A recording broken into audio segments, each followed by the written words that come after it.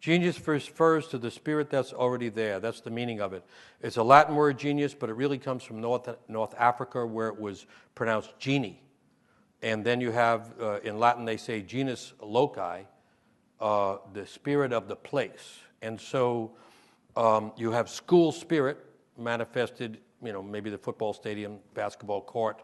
You see the school spirit come out. That's the genius of the place. And then you have, the genius of the person, the inner genius.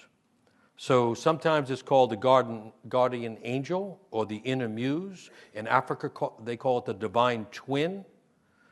It's the resident spirit of the soul present in each person, and it involves our own individual, unique way of seeing life. I want to repeat that. The genius in us involves our unique way of seeing life. William Stafford has that poem about, he calls it the muse. The muse is the feminine term, the genius is the masculine term. They're very similar. But he says in his poem, When I Met My Muse, he says at the end, or she says to him, I am your own way of seeing the world.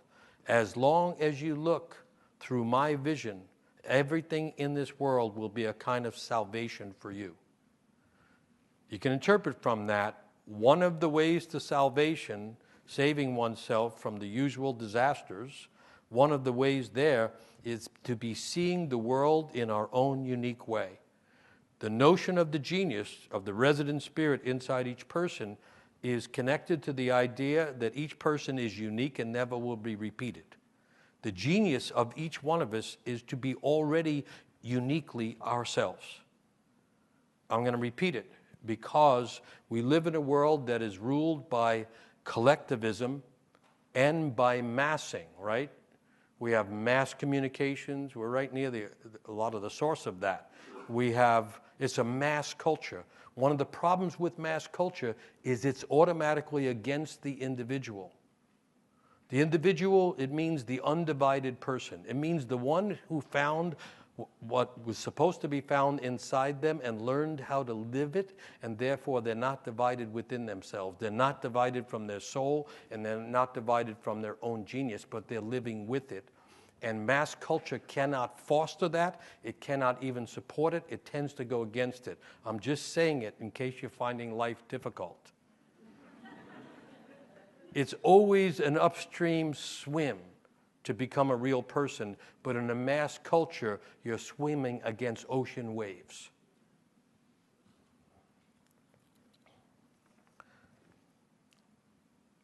As the indwelling spirit of our life, the genius is the source of our true identity. And if it is ignored or remains unrecognized, it becomes the cause of our real identity problems. You get what I'm saying? That the identity we're trying to find and live out is hidden within us.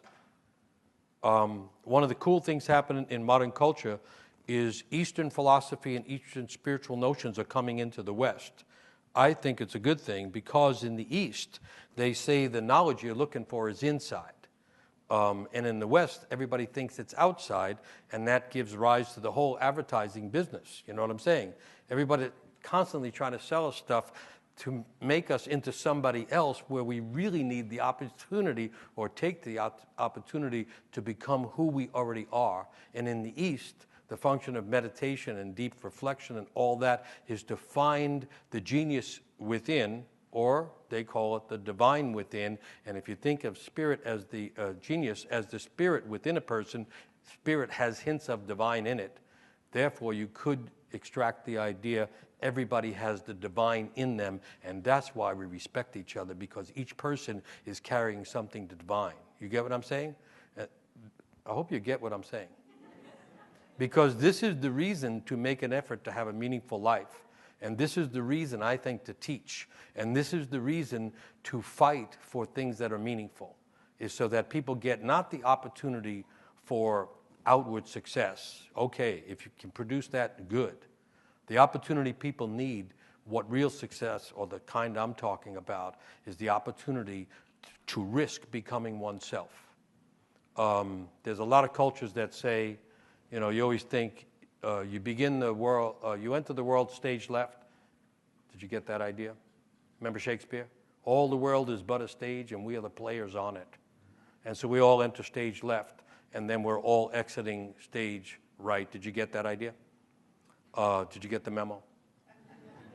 No one gets out of this alive. Everybody's headed for the same exit door.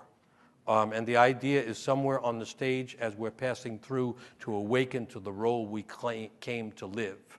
And that awakening involves the recognition of the genius, the mixture of talents and gifts and style and the unique qualities and vision that we brought to the world, to awaken to that in the drama of being on the stage of life before we die. And I've written about this in Fate and Destiny. There are many cultures that say, at the end, there's not this big judgment day.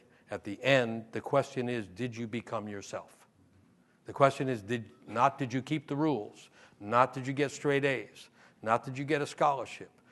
That's not the question. The question is, did you become yourself? And the self that we're supposed to become is seated in us from the beginning, and the old word for it was genius. And so the idea is everybody's already won the lottery in the sense that everybody has this genius inside, and the question is, can we awaken it and then learn to live with it? Because it's a demanding thing once you have found it. Genus and genius are like two opposite things. Genus is the group, the species. Genius is the unique exception to that. So the idea is somewhere in life to become the distinctly different individual from others. There's periods in youth and growing up where you want to be like everybody else. It's kind of a stage. And somewhere in there, though, something starts to turn. It happens in youth when a person starts to try to figure out, who am I really? And that's a question about the genius. So just to state it again, the resident spirit of the soul, the genius, combines the inherent gifts and talents born with us, as well as the inner inclinations and the style that gives shape to one's character from within. So the idea isn't to develop character like they say. Usually they're talking about moral character. What they mean is you follow certain ideas and then someone says you have character. The idea is to become a character in one's own play. At the end, my sense is no one's going to say, hey, you did a good job, you followed the rules. At the end, they want to know, did you become a really interesting character that no one can forget? That's the idea. We're supposed to have lived in such a unique way that when we go, everybody notices something's missing. I'm trying to make this argument for the individual and the intelligence of the genius of the individual in the midst of the mass culture and in the midst of the chaos and the increasing sense of despair and nihilism about the world. Because I think we can only stand against that as unique individuals, and the group cannot manage it.